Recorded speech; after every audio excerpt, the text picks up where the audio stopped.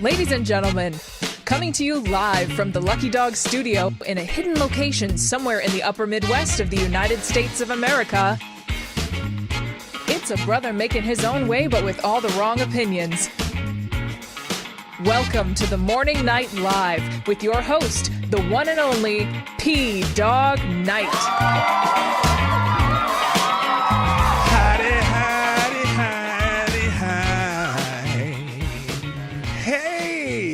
The wrong thumb. Oh no, I do have the right thumbnail on there. How you doing? Good morning, everybody. Welcome to the Morning Night Live.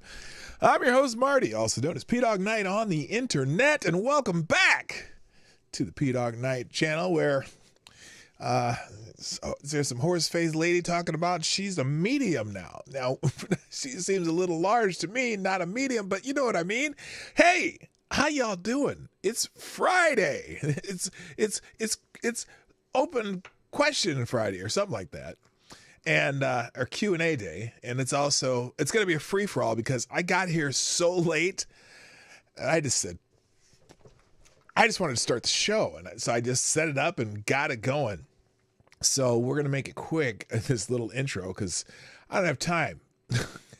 Happy Friday. It's the 10th of May 2024. Now, something important that you should remember, if you haven't already, and if you have a mother, and most people have one in some form or another, this Sunday is Mother's Day. So if you forgot, you better get on Amazon and get overnight shipping, or order some flowers or something. Do something for mom. Give her a phone call. Unless you don't like your mom, then you know, I get it. But sometimes you got to let bygones be bygones, and do something nice for your mom.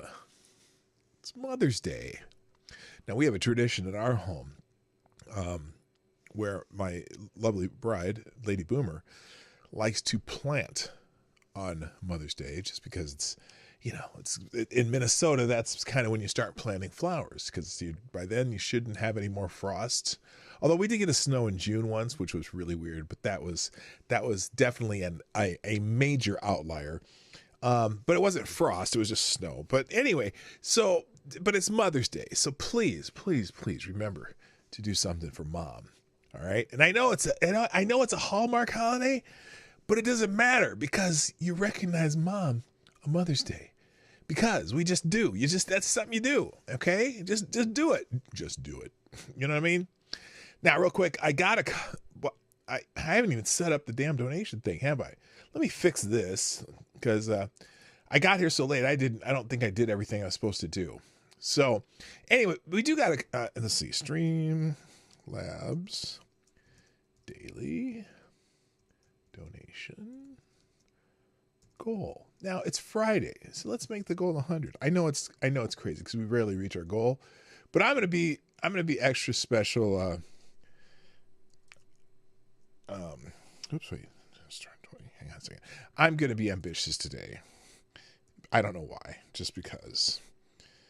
Let's make the goal 100 today. See if we can get 100 in the Streamlabs bank today. So there we go.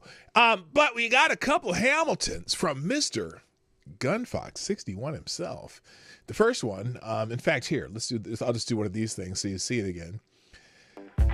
A little dinky wiggling around there. The first one is Solar Storm. So that'll be and when today with the Hamiltons, if you hijack the show, it's the next thing we're gonna do, because I'm not gonna wait around and not get them in. Also, it's Q&A day, so I got to be sure to get them in early so we can get to Q&A. And Q&A, I'm gonna give myself time to do it today, because I know I often leave something to be desired on the Q&A, and I don't want to piss off Somnambule Nation, because I felt really bad that day that didn't happen. So let's get the Q&A set up here. Q&A Friday Q and A. Ask me anything, and as you know. Anything can get really out there, because we have friends here who are very creative with questions, and sometimes they don't even relate to anything that anything about anything other than whatever the question is about. So it is Friday Q&A day. So make sure we get to that at about 10 after the hour. And then the second one was a win, huh? A win. That's the second one from Gunfox 61, and there's the alert you would have gotten. So there you go. So that makes Gunfox You are the new Streamlabs Superstar sponsor of the day. Thank you, Gunfox. Dropping he's up at $20. You got to beat $20 to beat Gunfox to be the Streamlabs Superstar sponsor of the day. So, shall we get into what we're supposed? Oh, I got to say hi. I almost forgot to say hi to you guys, and that's what I do here. So, first in chat over on Rumble, Mr. Avocados Diablo gets the bell. Also, thank you for joining us on Rumble, Mr. Gunfox61, the ultimate administrator of the P-Dog Night YouTube channel Discord server. Just the P-Dog Night Discord server, if you're ever on the Discord. And if you're not on there, I mean, boy, he fills it up with news. There's some funny memes. There's stuff going on in there. And I try to, put all the shows on there and the links on there, along with the descriptions in YouTube and Rumble, but the links to all the articles and stuff we do, plus some we never even get to, go in the Discord server. And also, good morning, Green Badger Outdoors, or just Green Badger on Rumble. Good to see. It looks like there's a few people on Rumble. Looks like 11. So that's 10 other people. So if you're on Rumble, say hi. If you're watching on Rumble, I just put a hi in the chat. You don't have to be anything elaborate. I'd just like to know who's there, because I don't even think they give you you can't even look to see who's there on Rumble. So if you're there, just say hi once, and then if you're watching it somewhere else, that's cool too. But say hi on Rumble. It's good to have interaction on Rumble. Let's put it that way. On YouTube, first in the chat. Wait, is this right? No, this isn't right. What happened here? Oh, did this thing do that thing on me? Well, okay. I don't know if it's going to be over, but I'm pretty sure it was Avocados Daphne on YouTube too. So good morning, sir. And then the rest of these going to be wildly out of order. And if you came in and said hi and then haven't come back, you're probably not going to say, well, you may not be here. So, but anyway, also welcome to Grillin' Pirate Pete is back. Yay. How you doing, man? Wow, a day off that does not have me running errands or doing chores. Can catch P-Dog live. Well, I am so glad to see you here, man. I'm assuming it's a weekend, so you're going to be throwing some stuff on the grill, on the Barbie, for you Australians who don't know what a grill is. Good morning, Attack Alpaca, Mystic Forest 125. Welcome back. Also, good morning. Oh, Mr. Scott is over on Rumble. Nice to see you there. Zed the Snarky's in the house. Avocados Diabli, I already said. Yeah. And also, good morning, Amazing Disgrace. How you doing? Good morning, I said Mystic Forest. I said that twice. Also, good morning, my favorite Canadian Jaeger ponies in the house. Rod Line is here. Lord Stanhope, hello. Anonymity, T2, I'll be back. Good morning, Tyler F. Cannon Hotep's in the house.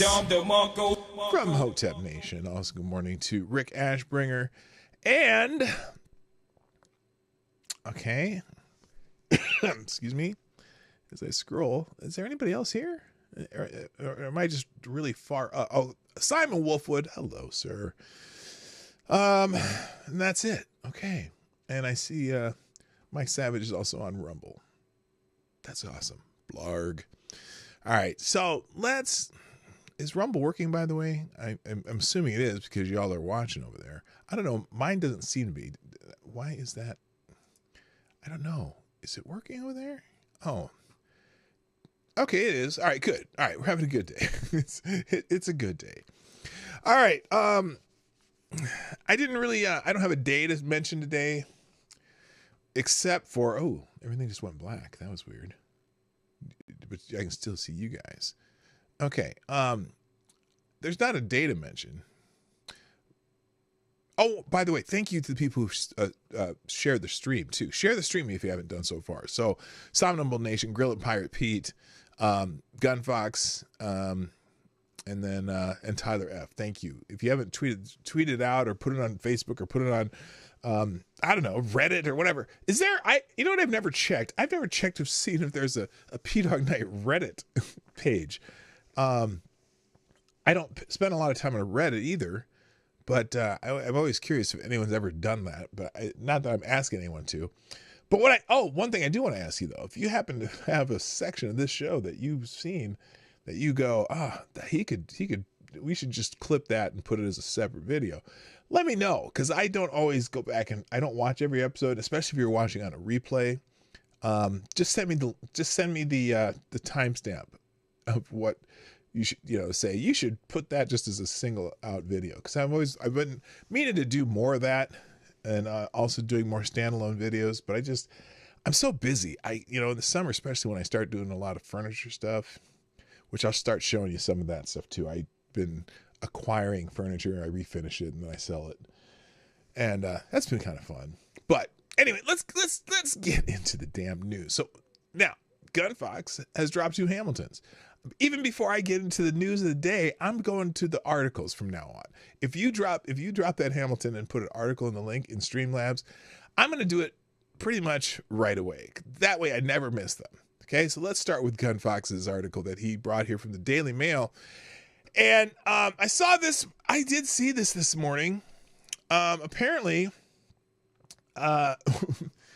you might want to get some provisions just in case.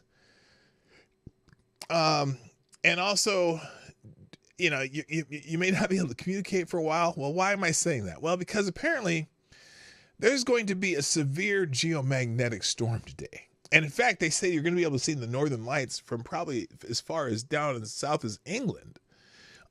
World told to brace for a severe geomagnetic storm, the first in nearly 20 years, which could bring chaos to mobile phone networks, GPS satellites, and power grids. So if you don't know how to use a paper map and you're trying to get somewhere, well, you better figure it out.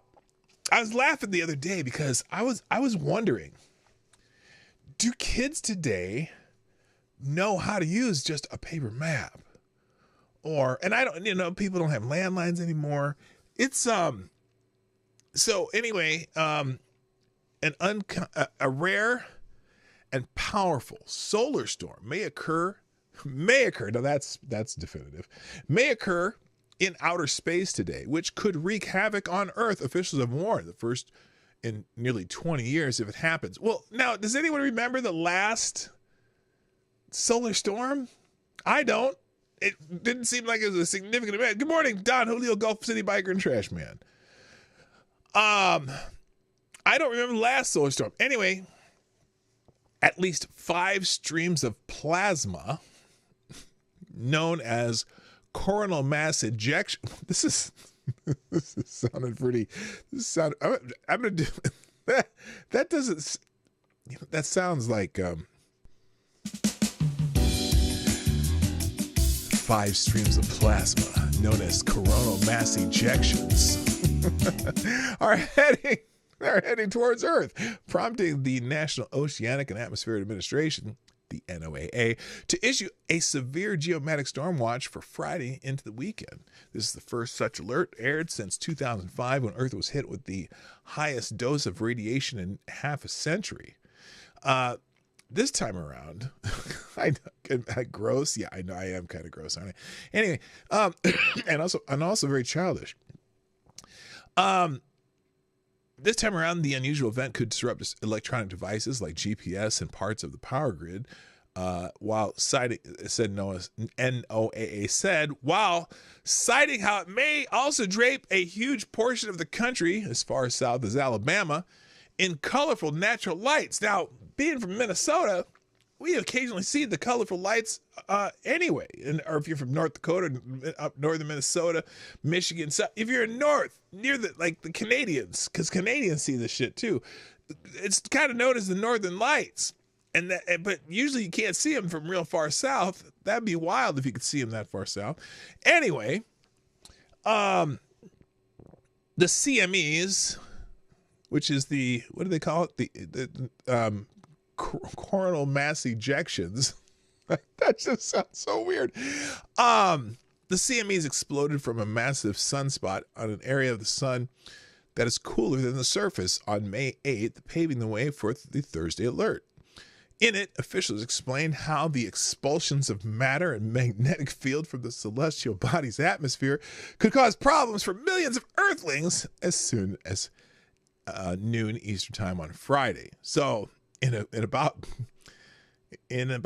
2 hours, well, an hour and a half, you might be seeing some of those mass ejections. I can't read this shit anymore. Anyway, you can read about it in this story. Thank you, Gunfox, for everyone panic and run and scream and go loot a 7-Eleven if you if you need to, just to get some provisions in case everything goes down. So that's scary. All right. AD, I see colorful lights all the time. Well, yeah, I see dead people. Anyway, Better Call Saul. That's a good one, Somnambule Nation. There you go. Mass ejection sounds like something coming out the other end. Yes, it does. It really does. This is amazing. All right. The second article Gunfox has provided us with is from MSNBC. I'm fired up about this. And this is an opinion piece. And, wow, this one's a tiny, maybe it's a tiny bit critical of the current president, Joseph Rahim Biden. Biden's foreign policy dream is embroiled in risks with little reward. What's good for Biden's foreign policy legacy isn't necessarily good for the country. Uh-oh. Who wrote this? And why is it on? Wait, why is this frozen?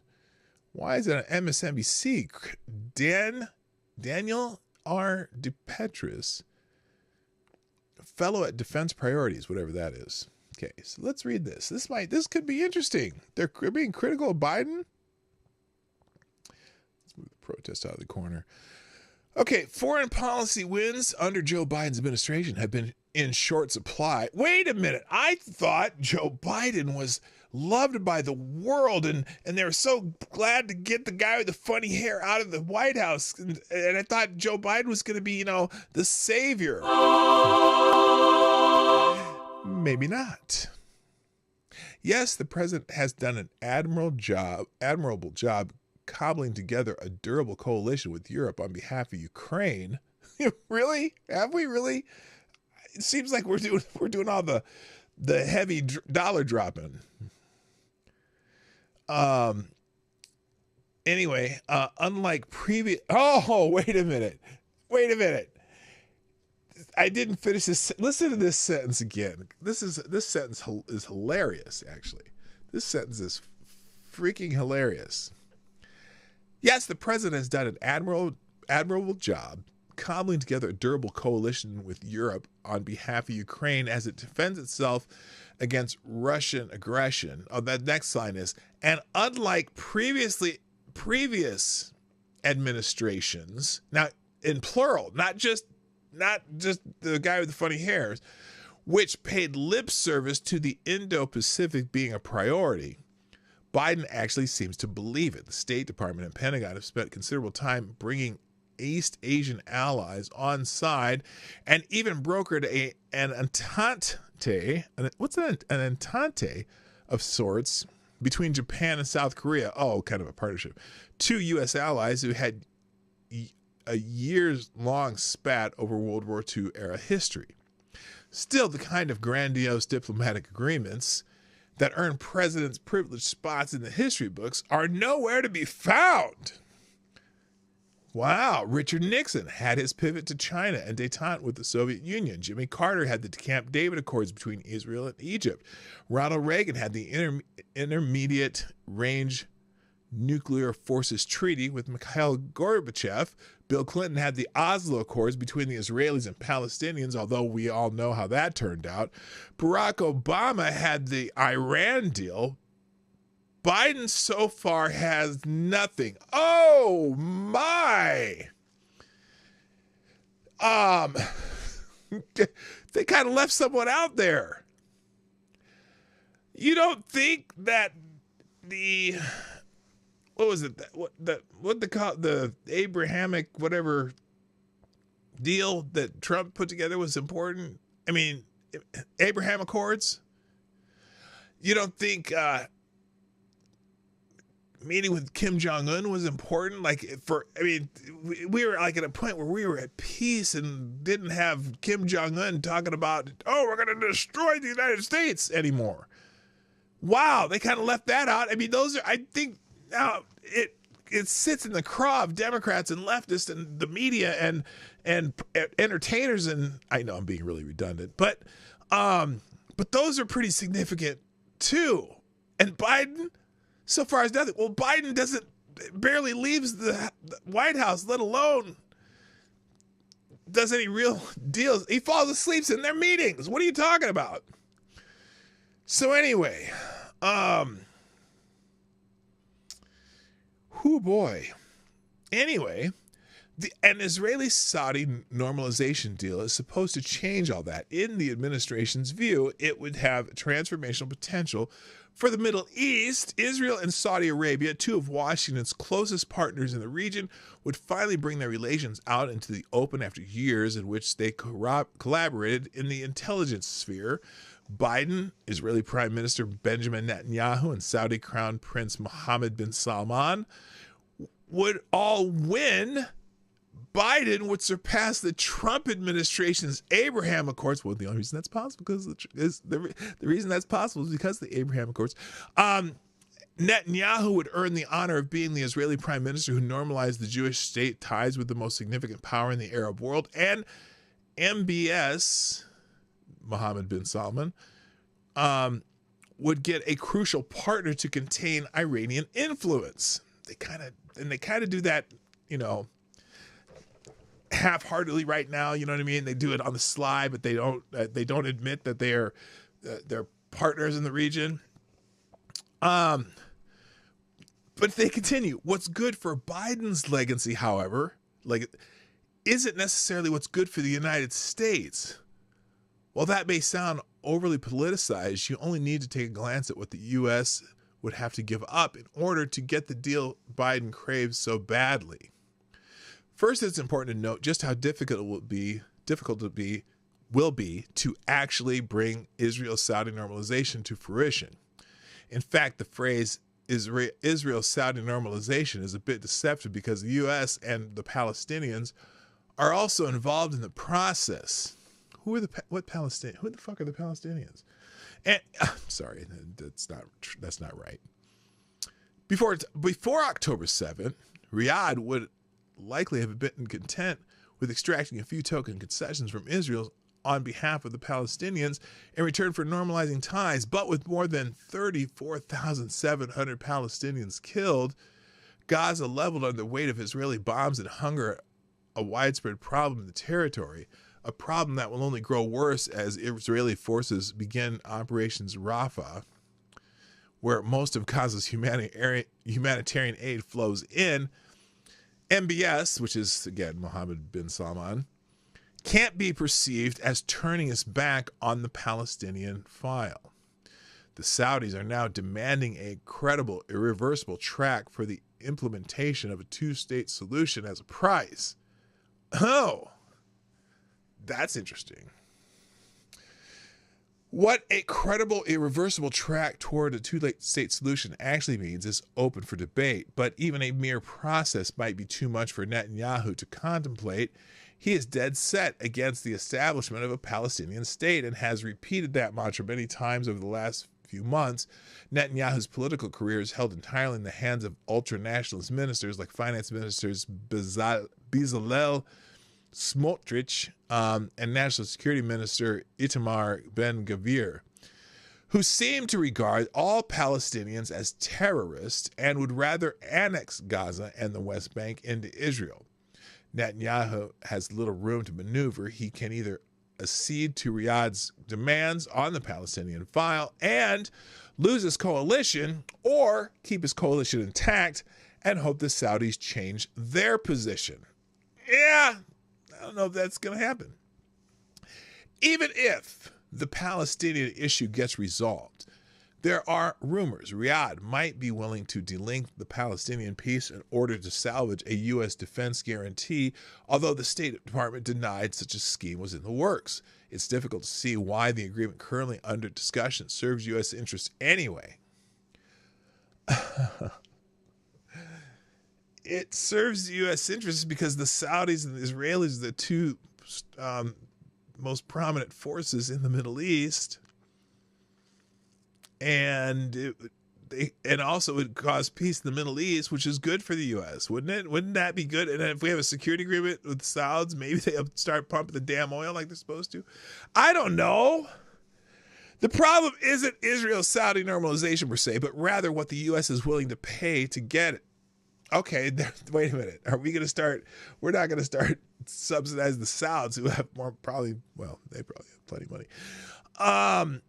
And frankly, the price is far too high for what the U.S. is getting in return. The biggest issue on the table is the U.S. granting Saudi Arabia a security guarantee, in effect turning the kingdom into another welfare case relying on U.S. protection. Oh, okay. That would be a great arrangement for the Saudis, of course. Short of possessing nuclear weapons, having a superpower committed to your defense is the best security umbrella a middle power can buy. For Washington, however, this same arrangement runs high risk, not only because the U.S. would in effect be giving the Saudis perpetual protection in an extremely hostile region of the world, but also because the entire plan could encourage Riyadh to embark on the kind of aggressive, destabilizing behavior it might otherwise avoid. International relations scholars call this very real phenomenon entrapment, whereby a state with a powerful security patron adopts risky policies they wouldn't normally take. Oh, I see.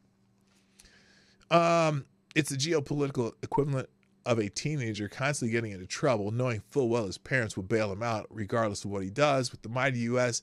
at his beck and call, MBS, I'll just keep calling him MBS, has less of an incentive to elevate restraint and pragmatism at the core of Saudi foreign policy. Proponents of a U.S.-Saudi defense agreement stress that it will fall short of an explicit NATO-style Article 5 commitment, in which an attack on one is an attack on all. That's a fair point. It's unlikely the Senate would approve such of a commitment. But for the Saudis, this may be a distinction without a difference, particularly if thousands of U.S. troops are stationed on Saudi soil over a long period of time. In such a scenario, it would be highly difficult for the U.S. not to respond if Saudi Arabia were attacked. If that came to pass, Biden and any future U.S. president would be left with an enviable choice.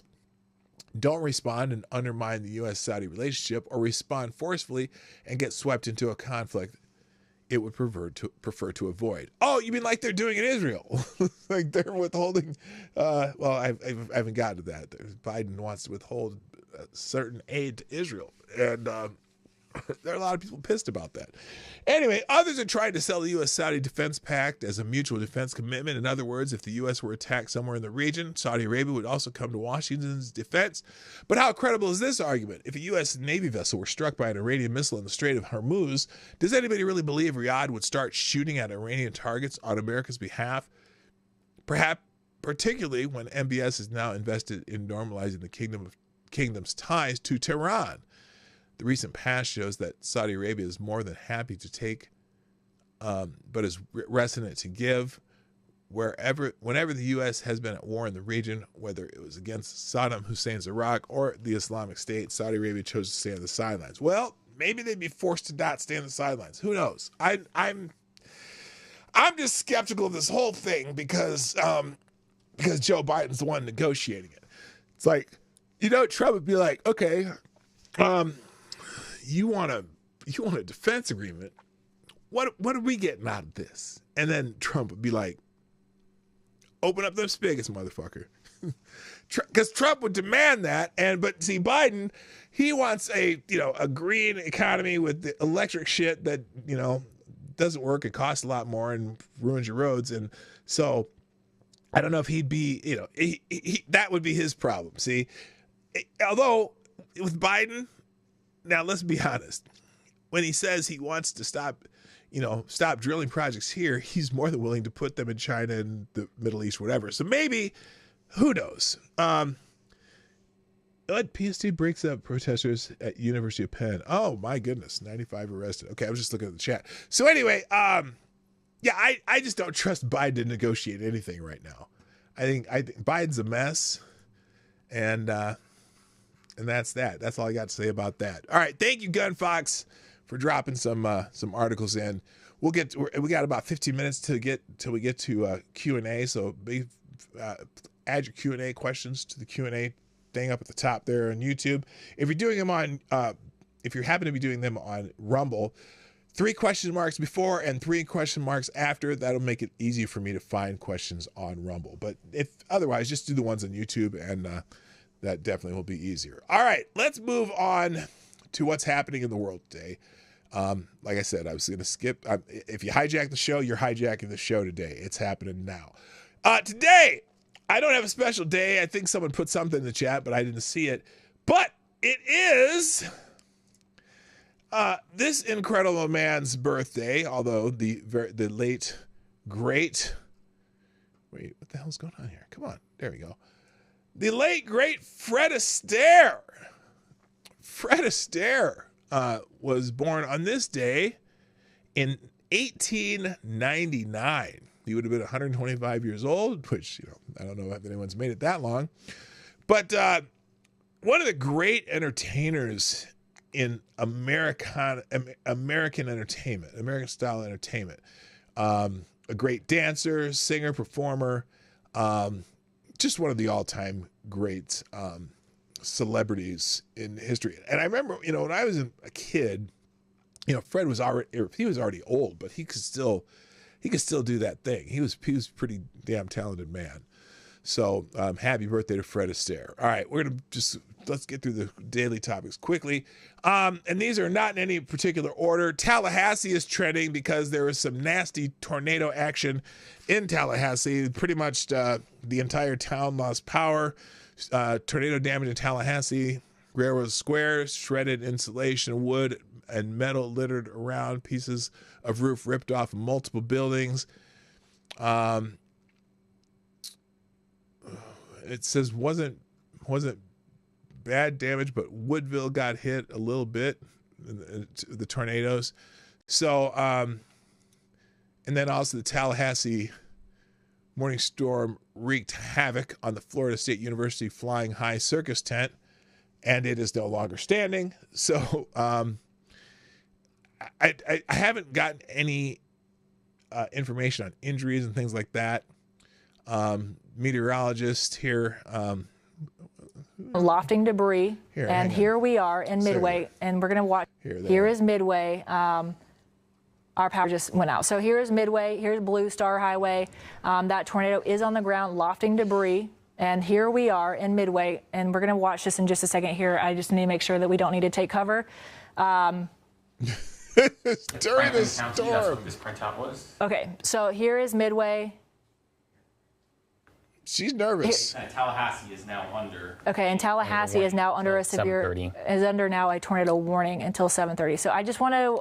So they had a power outage right in the middle of it, and apparently their generators were already going. So, so anyway, there's going to be a lot of people talking about what's happening in Tallahassee. Here, look at the tornado warning cell passing through the College Town neighborhood this morning. Lots of trees down. I haven't heard about any injuries, but. You'll be hearing a lot about that today. All right, let's keep going. And then also tornado. Well, here we go. In a wild weather event that has residents of the Florida Panhandle glued to their screens, a series of tornadoes ripped through the region, leaving a trail of destruction and sparking a flurry of social media activity as the storm rolled in. Weather experts and local residents alike took to X to share updates and personal experiences, painting a vivid picture of the chaos with ominous warnings issued by the National Weather Service and dramatic eyewitness accounts shared by users like Cat Turd and Christy T. So we got the Cat Turd report.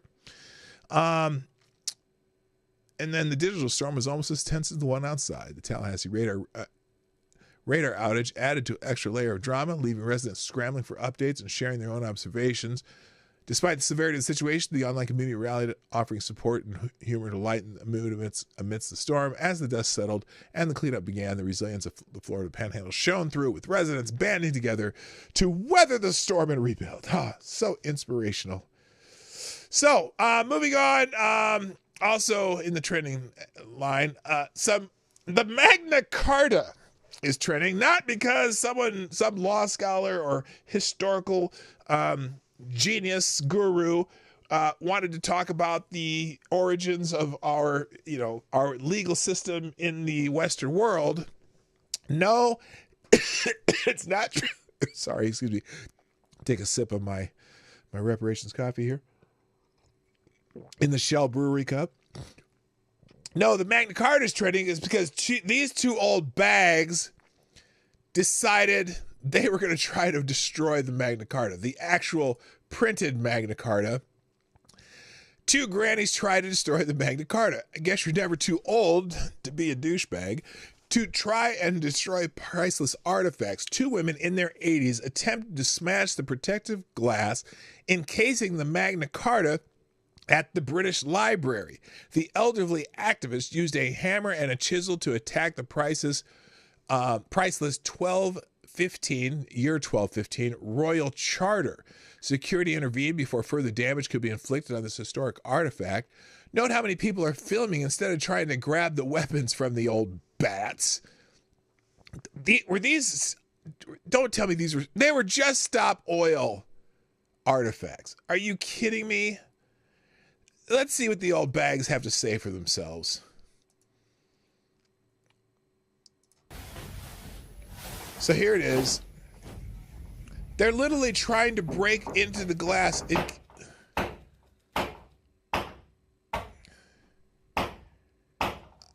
I'd be like, lady, are you nuts? What? Okay. How exactly does attempting to destroy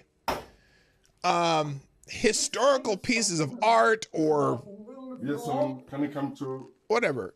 What is this? Yes, I'm receiving over. Our government. You're not standing up against anything. As a Christian, I am compelled to do all that I can. You're compelled to get the devil out of your own head, woman. Please, stop filming, please, eh? To can you stop alleviate the appalling I got an idea. That's coming I compel you to shut the fuck up. Whatever it takes. Whatever can you stop filming, please? Can you stop doing that? So how about you stop doing that, please? Did you hear me? Just enjoy. Stop. Yes, sorry. Can I come to my cut over? We must just stop oil. Oh, good God. Never too old for a chokehold. Yes. Good morning, selected boy. Yeah, boy. So anyway, these old bats are part of the Just Stop Oil movement. And okay, so do you think someone trying to destroy the Magna Carta, do you think, okay, ladies, I got a question for you. Let me ask you something. Do you believe that taking a chisel and breaking into the very reinforced glass case of the Magna Carta and destroying it, do you believe that will stop oil? And how exactly do you believe that will stop oil? All you dumbasses who go to these art museums and put splash paint over, one-of-a-kind original pieces of artwork. Do you think that will stop oil? I don't get it. Y'all are nuts. And you should be committed. And what did she say? I compelled something, you something. Yeah. You need an exorcist, lady. Good God. All right, next. Also radicals in Germany apparently attempted to raid a Tesla factory. Now, this is confusing because you would think that these people would understand the Just Stop Oil people are helped by Tesla, but these people are rallying against capitalism, I guess. Tesla's gigafactory in Grünheide, Germany, became the unexpected battleground for a clash between radical activists and law enforcement. On a seemingly ordinary day, around 1,200 demonstrators waving a red flag with the slogan "Disrupt Capitalism, Create future, attempted to storm the electric vehicle manufacturing facility. The group, largely composed of anti-capitalist protesters, aimed to disrupt the factory's operation, sparking a debate on the motives given the environmental benefits of electric vehicles. Well, but if a capitalist is making those electric vehicles, then fuck them, right? German police, equipped with riot gear and pepper spray, were quick to respond, dispersing the crowd and preventing any major disruptions. The incident has left many social media users perplexed, questioning the logic behind protesting against a company that promotes sustainable transportation. Well, it's Elon Musk. He's friggin' evil. That's why. So anyway, leftist extremists. Here they are. This is the what's that movie with Mel Gibson when they're the Patriot, when they're charging? Well, these are the new anti-capitalist patriots. They're gonna what? Now I'm confused. So you're wearing, what exactly were they going to accomplish by raiding this factory, by the way? And I wonder, usually factory workers are people who actually have jobs and do work and maybe lift things every once in a while, and they might be a little bit stronger or whatever. Now, granted, it's an electric car factory, but still, I would think that the people inside the building would probably kick these people's ass, because a lot of these people are running like, well, I don't want to say that they run like girls, because that's not, some girls who can run a hell of a lot faster than me, but they don't run like people who are ready to actually have a fight. I'm just looking at them, they're like, okay, so anyway. Now, there may not be 1,200 people in a Tesla factory, because it doesn't take as many people to build an electric car, but still, what were they going to do when they got inside? Because there's people in there with, like, look, if I have a big old wrench and I see a bunch of dumbasses in black, hoods, Antifa looking motherfuckers, I'm going to take that, the giant crescent wrench or whatever I use to put that panel on that car. I'm going to take it and hit somebody with it. They might have a cracked skull before they leave. So I don't know. The point of this, I don't know. Just in, hundreds of radical activists attempt to storm the Tesla factory to protest the expansion plans of the manufacturer in Grünheide, near Berlin, Germany. So people are perplexed. Disrupt capitalism, create future. What does that mean? How does disrupting capitalism create a future? Okay, but then they're using, they're German writing English, so who knows? Maybe that's that's proper syntax. Who knows? Moving on. There has been a police shooting in Florida, and this says people very perplexed. In a tragic mix-up that has left the nation reeling, a Florida sheriff's deputy fatally shot a U.S. Air Force senior airman Roger Forstone, 23, in his off-base apartment on May 3rd. Responding to a disturbance call, the deputy mistakenly entered the wrong apartment.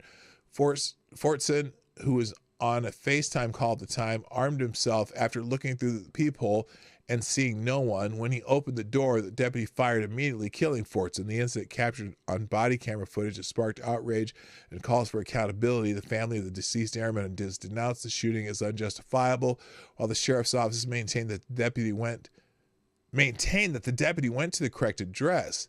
As the nation grapples with this heartbreaking tragedy, questions about police procedures and use of force continue to mount.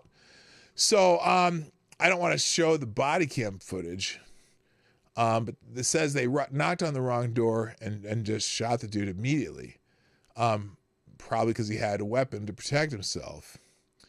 So, and there's a lot of people saying, and this recording, cop deserves prison. Whoever trained them deserves firing.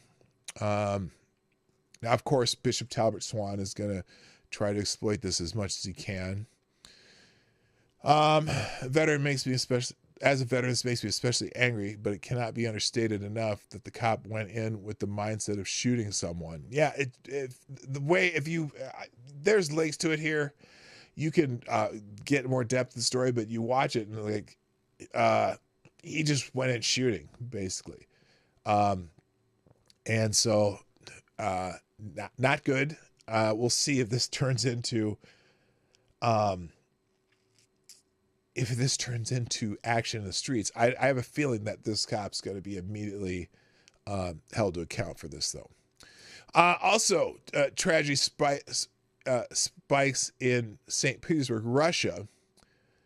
A bus carrying approximately 20 passengers plunged into the Moika River in St. Petersburg, Russia, after the driver lost control and collided with several cars. The incident, which occurred on May 10th, 2024, has left the city reeling as emergency services work tirelessly to rescue and provide medical attention to the victims, with at least 4 confirmed deaths and 4 individuals in critical condition. The tragedy has captured the attention of social... Who cares? Grok is getting really repetitive. So anyway, this just happened a few hours ago, so they're still trying to recover bodies and things from that crash, or at least they were when this came out a few hours ago.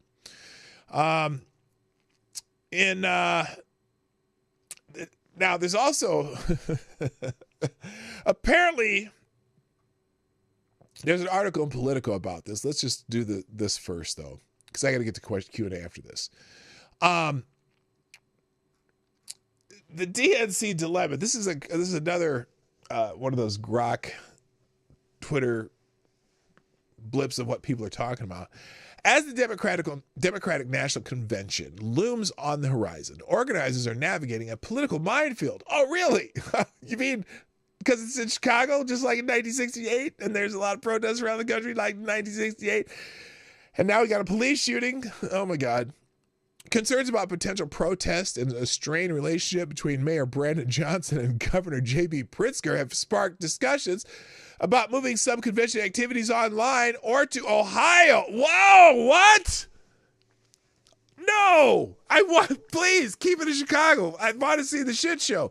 Despite these challenges, the DNC is seen as the Democratic National Convention is seen as a crucial opportunity for the Democrats to showcase their unity and vision for the future. Oh, no, with the rookie mayor who openly sympathizes with protesters, the convention is shaping up to be a make or break moment for the party. So, there's an article in Politico here. The DNC is preparing for the worst in Chicago without the help of the city's mayor. President Joe Biden's top advisors are all too aware of the ghost of 1968 may haunt their convention here, but they're grappling with a pair of more urgent and thoroughly modern-day challenges as summer nears. How far can they go in reprising their virtual 2020 convention, because they're worried about having a real one, to mitigate the threat of disruption inside the arena, and how will they navigate a rookie mayor who unabashedly sympathizes with the protesters? We're talking about the Gaza Hamas sympathizer peoples. Trumpeting the success of their COVID area convention 4 years ago. The success? I thought they were all a bust. Hello, Unacceptable Views. How you doing? Some in Biden's orbit are aggressively pushing to make the 2024 conclave a hybrid production. That would mean in-person speeches from the president, party luminaries, and rising stars to draw television attention alongside a mix of pre-recorded testimonials and videos from other parts of the country. The goal, drive maximum viewership on television and the internet while minimizing live programming and openings for protests in Chicago's United Center. This would mean moving party business such as rules and platform off the floor and denying would-be demonstrators a chance to seize on contentious debates. While the Biden campaign, the White House, and convention planners have only just started hatching plans, senior Democrats tell me they're discussing whether to conduct such business before the convention even begins, or move it out of the arena and across town to McCormick Place, their other Chicago venue. Serendipitously, I can't even say it. Biden's advisors may have a very good reason to move up such housekeeping. If the Ohio legislature does not relax its ballot certification deadline, which is before the Democrats' August convention, the DNC may have no choice but to technically nominate the president before the conclave begins. What? Well, they could do that, I suppose. Also under consideration for Chicago, reviving the pre-taped delegation roll call from each state featured in 2020. This is scintillating. Look, I'm not reading any more of this crap. Please, Just leave it alone. I want to see the shit show. If you want to read that, you can. The only other thing I had on links today, or not on, I have lots of links open, but apparently none of them are working. The only other thing is Stormy Daniels. So Stormy Daniels was testifying over the last couple of days in the Trump trial in New York City. And let's just say that she really didn't do that well. In fact, most people are saying that she's probably hurt the case for the prosecution, the city, the Manhattan District Attorney. But that may not be the most interesting news that came out of this. Okay. Let's play this clip that everyone's sharing first, and then then I got to get to Q&A. But I want to play this clip because this is fascinating. Okay, this is fascinating, and I think this is it right here. Talking about her new role in life. I hope. On the fact that Stormy Daniels now claims that she is a medium and that. What? Wait, what? Stormy Daniels claims that she's what? On the fact that Stormy Daniels now claims that she is a medium and that she communicates with dead people and has participated in a TV series about the paranormal where she explores things, including the fact that at one point an ex-boyfriend of hers was inhabited by spirits. She was mocking Stormy Daniels. She wants the jury to think Stormy Daniels is a liar and she is crazy. And she also wants the jurors.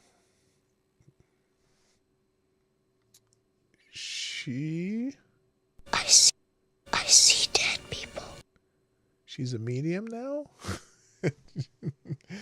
Now, look, if you watched any of the analysis of her testimony from any of the pundits on any of the channels, including the ones that really want Donald Trump in jail, for almost all of them saying that her testimony pretty much was all irrelevant to the case.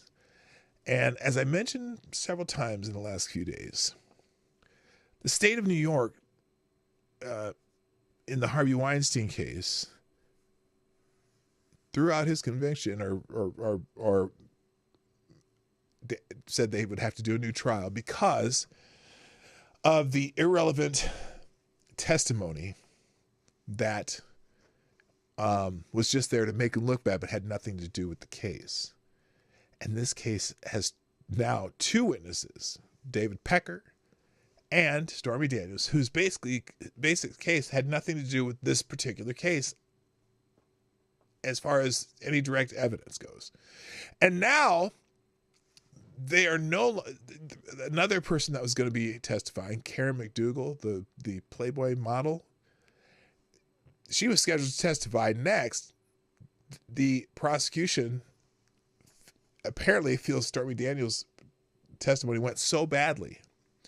Now they're not going to call Karen McDougal. Karen McDougal's testimony was supposed to be paired with the information from David Pecker. But now David Pecker's testimony is completely irrelevant to this particular case regarding the check. So this case seems to be imploding. Stormy Daniels now is a medium. I see dead people. And, oh boy. But anyway, you'll be able to read these links too.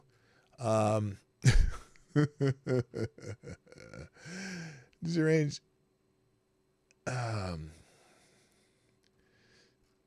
Anyway, there's a lot going on in that case, and it's not what it's supposed to be. All right. Well, ladies and gentlemen, it's Friday, and you know what happened on Friday. When I remember, it's Q&A day. Yeah. So let me refresh. I got a bunch of articles open, but maybe I'll just leave the aggregator open too. Then you can, there's a ton of articles available, but I'm not going through them because it's Q&A day, and that's really what we're here for. So allow me to pop out a chat and not close Q&A by accident. We'll do that, and we'll get to Q&A, because that's what you're here for on Fridays.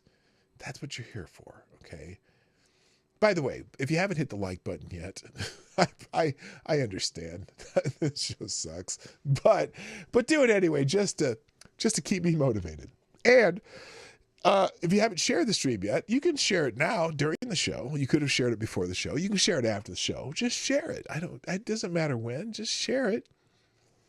And you can also sponsor the show at pdognight.live. If you want your question read right damn now and not have to wait for me to go through the Q&A section, you can drop a Deuce or a Lincoln or a Hamilton or a Benjamin or something, anything. Just drop it in the chat and I'll immediately go to your question. All right. Looks like we don't have any questions over on Rumble. I don't see any question marks. So so we'll stick to the YouTube question section. And away damn spot we go. Now, unfortunately, I cannot read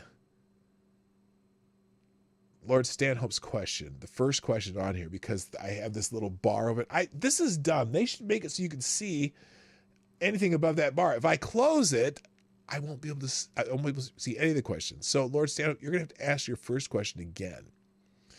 All right, here we go. So, I'm going to start with advocates. From now on, I can't even see. The problem with that, too, is I cannot fill that spot myself. So, I always have to have someone do a question about like 5 line just of nothing so that I can see the first question on the list. So, anyway, no, don't do that. Oh, my God. No, wait, stop. There we go. So anyway, Lord Stanhope, your first question ends with the word blessing, and I can't see what it says. So if someone wants to put his question in the chat, if you can see it, I just can't see it. All right, Avocados Diabli asks, if Whitney Houston had lived to get old, do you think she would have gotten fat? Obviously, both would require she stop smoking so much crack. Well, okay. Let me give you an answer and maybe help explain why I make that answer. Okay? And it has nothing to do with crack. If she had grown old, she would have stopped smoking so much crack. That means she would have gotten old, whatever. My answer is probably not real fat, if anything. If you know her mother, Sissy Houston, who is a famous singer in her own right, Sissy Houston never got really fat. She got old lady bigger than young lady, fat, but not like Nell Carter fat, okay?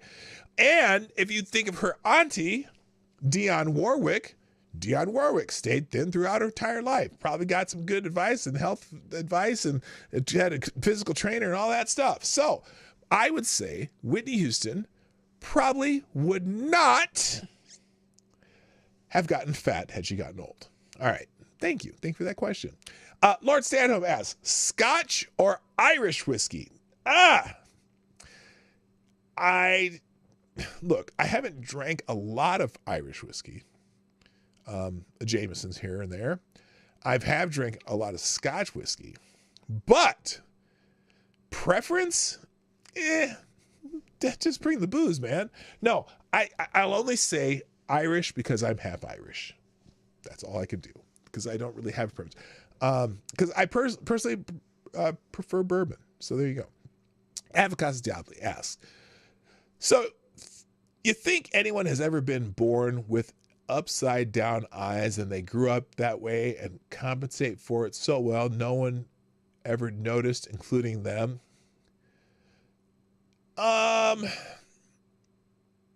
Wow. How would you know if your eyes were upside down? Because you would just see everything that way anyway. You would just think everything. You may not have any idea that it was upside down, and it wouldn't be your eyes upside down, because your eyes, you could turn them any way you want and they would see the same. It's how your brain reacts to what comes through the lenses of your eyes. So it would have to be your brain that sees everything upside down. But if you see everything upside down, then that's just how you see things, and you wouldn't know the difference. right? You know, now let's just say if, for example, if you were born and you could see everything normally, and then after about 10 years, then all of a sudden, like something happened, you hit your head on a pole, or you ran into a door, or you got in a car accident and bashed your head on the steering wheel, and all of a sudden you see everything upside down. Now that would take some adjustment. You know what I'm saying? That would take some adjustment. So thank you very much. Avocados Diabli, what is your hat size? Wow, that's a good question. I don't know. I know that it's whatever the biggest hat I can find, because I have a giant cranium. But wait, why are you asking me these personal questions? Okay. Lord Stanhope asks, why do you always look unhappy on vacation? Do you miss your lawn? Do I look unhappy on vacation? What the hell does that mean? I don't look unhappy on vacation. Are you the only picture? Well, first of all, I guess I'm trying to think where you saw me on vacation. Oh, my preview video, like the countdown video where I'm on the boat. I'm just chilling. I'm just like kicking back. I have sunglasses on. How can I look unhappy?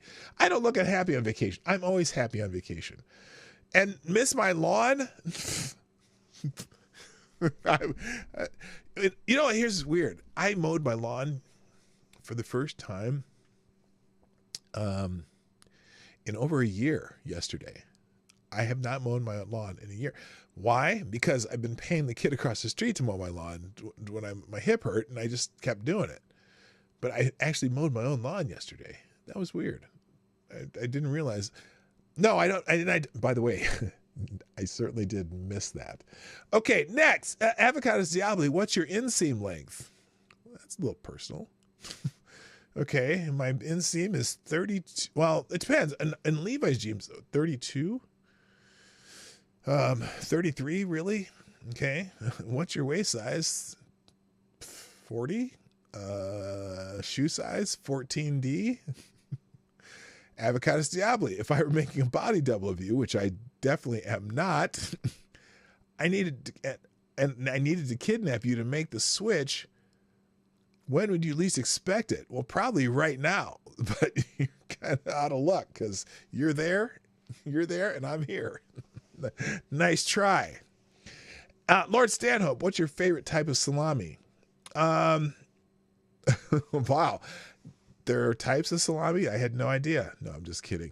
I don't know, because I don't really know the names until I buy a package and it has 3 different kinds. I'm like, oh, that one's good. That one's better. They're both. I like all salami's really good shit. I like salami. Avocados Diabli, what random jingle do you find yourself singing to yourself the most for no good reason? Bum ba-dum bum bum bum bum. That one. Avocados Diabli, are you real? I'm as real as I am here right now, which it may be a figment of your imagination. Avocados Diabli, would you tell me if you weren't real? Well, I wouldn't be able to, because I wouldn't be here. Lord Stanhope, what's your opinion of bald-headed women? Bald-headed women. Some women can pull it off and some look really weird. Not my preference. I'm a long hair guy, but look, I thought, for example, Sinead O'Connor, for whatever reason, looked fairly attractive, even bald, but I think she's a dimwit, so I didn't really, think anything on it. The congresswoman with the alopecia, that her head's bald. I mean, what do you do about it? I mean, whatever. There are a lot of black women who can pull it off bald heads. I don't know why, but I don't know. All right, so that's about as far as I'm going to go on that answer.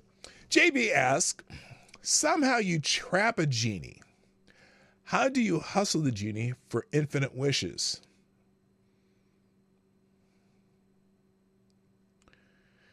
I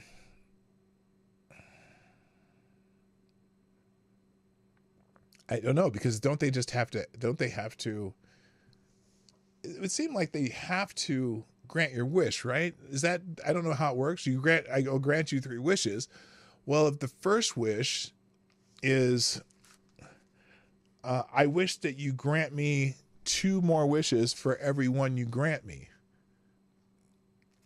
And so you'd never catch up with the wishes, right? I guess that's because they have to, right? Lord Stanhope asked, did you know sea cucumbers have anal teeth because several species of fish and crab live in the cucumber's colon? If you could live in someone's colon, whose would it be?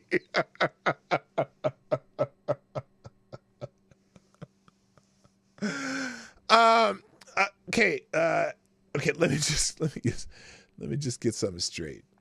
I am not interested in living in anybody's colon. Thank you. Oh, I'm not. That's it. That's all. No, nobody. Avocados Diabli, can you do your best Minnie Riperton impersonation? Loving you is easy 'cause you're beautiful. And make love you. That's about as good as it's gonna get. That's terrible. Lord Stanhope, do journos get a bad rap? Kind of. But a lot of them deserve it. That's all I got. Avocados Diabli, is being able to see the Aurora Borealis from Alabama all that impressive? Wouldn't being able to see the Aurora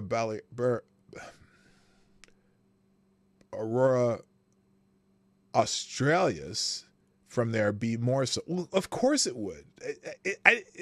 I'm assuming the Aurora Australis is the one from the South Pole, right?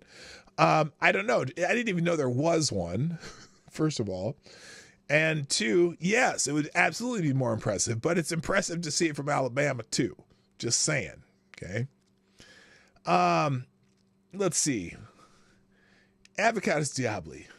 If you could remove any one thing from existence, think genetically, person, place, or thing, what would it be? Well, I live in Minnesota, so probably mosquitoes, because kind of the state bird here in the summer. Shrapnel asks, what is your favorite arcade video game? Ooh. That's a good question. When I was a kid, Asteroids I really liked. That was one of my favorites. I'm going to date I really liked Asteroids. I wasn't a big fan of Pac-Man. I played it once in a while.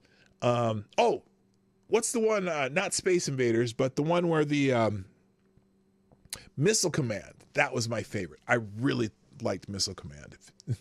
That's a good one. All right. Let's see, where was I here? Oh, here we go. Gunfox61.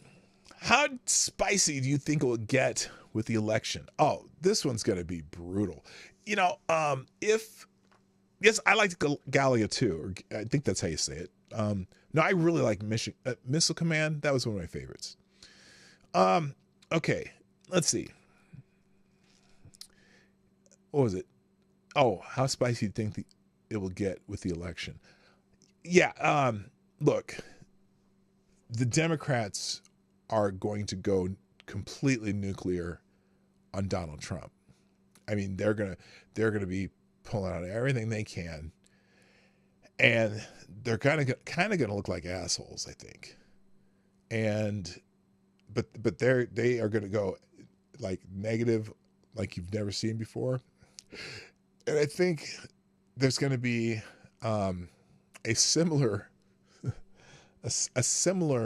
tactic from the right too, mostly on just how Biden is a gaffe machine, and and look, the problem is Biden's approval rating is so low that I mean he needs to get some super heavy duty reinforced ladders to get out of the hole he's in right now, and I don't know if they make him that big. So but it's going to be brutal. I'm just saying. Avocado Diabli asks, what exactly did rednecks, hillbillies, and white trash do to piss off Wind so much that tornadoes seem to hate them so. Look, that has nothing to do with them being hillbillies, rednecks, and white trash. It's just where the hillbillies and white trash and rednecks chose to live, and that's that. If they'd move farther north or farther south, well, I don't know if you can move farther south than Tallahassee, not much. I don't know. It's a natural event. So there. Lord Stanhope, ever wish hell existed? Who says we're not in it right now? Lord Stanhope, in your honest opinion, what percentage of protesters need to get laid and what percentage need real problems? Oh my gosh. Well, I'm going to say it's about an 80-20 proposition. Well, it's 20-80 the other way around. 20% need to get laid and 80% need to have real problems. Okay, there you go. Avocados Diabli, who runs while holding hands and with an umbrella?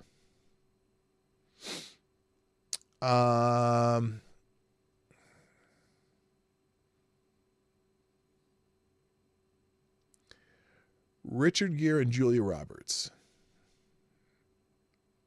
See if we can figure that one out. Avocados Diabli, do you think the self-repeating Franken ants will be affected by the solar flares? And will it be for better or the worse if they are? Well, here's the thing, AD. The self-repeating Franken ants are deathly afraid of the Auroras Borealis. So if they're from Alabama, they're screwed. Okay, Lord Stanhope, how do we fight magical thinking?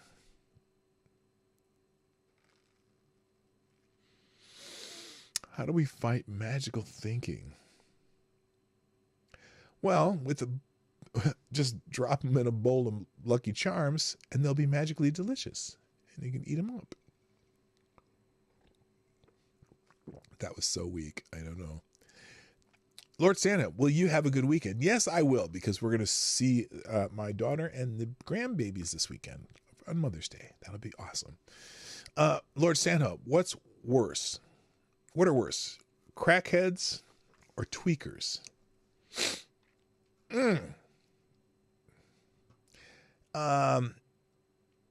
Tweakers. They got to be far more annoying. Wait, what happened here? Oh my gosh. There it is. I got lost in the questions here. Avocados Diabli asks, should I have salmon or mahi-mahi for dinner tonight? The salmon would be dill cream sauce. The mahi chili lime. Which would I rather have? I would go with the mahi-mahi with the chili lime. Salmon's nice, but mahi is a treat. You know what I like about mahi-mahi and like wahoo? Wahoo, or in Hawaii they call it ono, but wahoo. Is they're really dense, more dense, meaty fish. I like the texture of mahi-mahi and wahoo. Let's see. Avocados Diabli. Will he have screwed up the Q&A by now? I did it. Select a boy. Should Stormy Daniels take up farming after her sham trial falls apart? Well, she did buy a ranch with she's made like almost $1 million on just random shit for this Trump shit, but she still owes Trump $500,000 and she refuses to pay it. So I was going to say fuck her, but no, don't do you. Avocados Diabli, do you think Helen Keller ever wondered, do these pants make my ass look fat? Well, probably not, because there's no way for her to know what looking fat looks like. All right. Lord Stanhope, is having to take a dump at work a curse or a blessing? Oh, man. Depends on where you work. If you work at a factory and they allow you to take in a dump breaks, it's probably a blessing. Now, if your job is making speeches in front of the White House press corps, then you just let her rip. So, Avocados Diabli, was Whitney Houston the Yoko Ono of New Edition? Stop it. Whitney Houston was a national treasure. Don't even ask a question like that. Avocados Diabli, if Helen Keller, Anne Frank, and Karen Carpenter had a pie eating contest, who do you think would win? Clearly, Anne Frank would win that. Come on. Because look, Karen Carpenter would probably, that. And then Helen Keller, we don't even know if she could find the pie. It'd probably be half all over her face. Lord Stanhope, what's worse? Eyes without a face or a face without eyes? Well, I think Eyes Without a Face, because that's a great song. Anna Lynn asks, how would self-replicating Frankenants have issues with zero gravity? They would just float away. I don't know. Select a boy. Which Simpson character would you want to be? Oh, boy.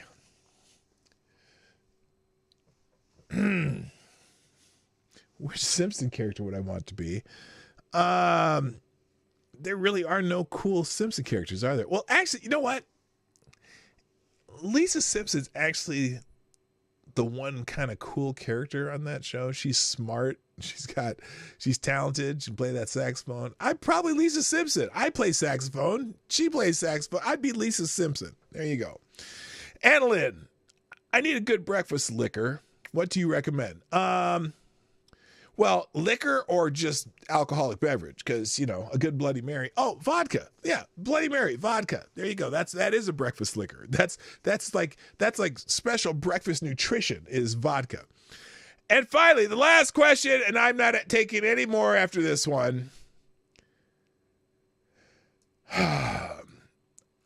Why did you miss the obvious chance to mention Richard Gere when Living in Colons was brought up? Because Richard Gere never lived in Colons. The gerbils did. So there. And that's it for Q&A. That's no more of this crap. Thank you. Your life makes me sad. And, oh my gosh. Thank you, everybody, for joining us today on the Morning Night Live. Wait, rolling the sides in an Italian espresso before putting it on the grill. An Italian what? Comic book guy, worst answer ever. Oh, I work dumps are the best. I'm like going through the regular chat now. Okay, let's close the Q&A here. End Q&A. It's over. Yeah, I didn't really. Tweakers are definitely worse. Yeah, tweakers are fucking annoying. I'm going back here. Got Karate Champ. Oh, the games. Missile Command I really liked. Isn't that the one where you're breaking up rocks? Oh no, that's Asteroids. I liked Missile Command too. But is Asteroids the one where you're just flying around the ship and you're breaking up rocks until they're nothing? I might have said the wrong damn game. Read the comment beforehand. Hello, GDSOP, by the way. Wait, what rolling the sides? Oh, rolling the sides of an Italian espresso before putting it on the grill. Oh, reading the comment before. I've got a fat ass New York strip for dinner tonight. It's been soaking in Kerrygold butter, black peppercorns for an hour so far. Ooh, it'll be finished with a dollop of heavy cream and blue cheese crumb. Oh my goodness. Oh my goodness. That sounds awesome. Did you now question. Did you salt it? And how long ago did you salt it? My new thing is when if I remember, salt your steak 24 hours in advance. Don't put too much on, but just salt it, wrap it in some plastic wrap, and throw it in your fridge. And then before you even think about putting any other seasons you're cooking in, you take it out of your fridge, you let it set on the counter so it not necessarily gets to room temperature, but it relaxes. And room temperature is fine, but then you season, then you sear it, and then you finish it. And oh my goodness, it'd be so good. Yummy, yummy, yummy. because for whatever reason, if you salt it in advance, it enhances flavor, but it also it tenderizes it even a little more than it normally is. Pink Himalayan salt beforehand. Yeah. Oh, yeah. Pink Himalayan salt's great, or any kind of sea salt or whatever, but do it like hours and if possible 24 hours in advance. Salt it and then let it sit, or let it tenderize from the salt. Some people use baking soda to tenderize it too, but I don't like. I have a weird thing with that taste. I that's one of those tastes I can't get out of my. Some people don't taste it at all. I do. So anyway, hello Jethro Header. All right, that's it. So another successful Q&A day. Thank you for everyone who threw questions into the mix. Every once in a while, you can ask a serious question too, although you do, because it's Irish or Scotch whiskey, which I would say Irish whiskey. But anyway, y'all, that's it. No bonus show this weekend. I'm going to be doing stuff with my lovely bride, and just preparing myself for Mother's Day. And we're doing some yard work because it's that time of year, getting the plants out going and getting the flowers out. And so I'm looking forward to that too. I hope you all have a good weekend planned. Don't forget your mom. Do something nice for Mom. It's Mother's Day. And we'll see you on Monday. Y'all have a great day. My name's P-Dog Knight. And I am out of here. Bye-bye.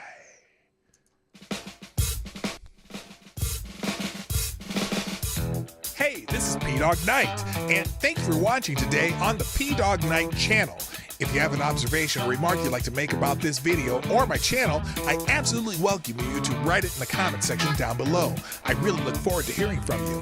And before you go, if you like what you saw but you're not already subscribed, please make sure you hit the subscribe button and definitely click that bell that pops up afterwards so you'll be notified when I post new videos or when we go live. I broadcast my live show, The Morning Night Live, Monday through Friday at 10 o'clock Eastern, 9 o'clock Central. A special thank you to all the supporters of this channel who share our videos on social media and who make donations through Streamlabs, YouTube, Venmo, and Cash App, which are all linked in the description down below. Thanks again, and until next time, I'm P-Dog Knight, and I'm out of here.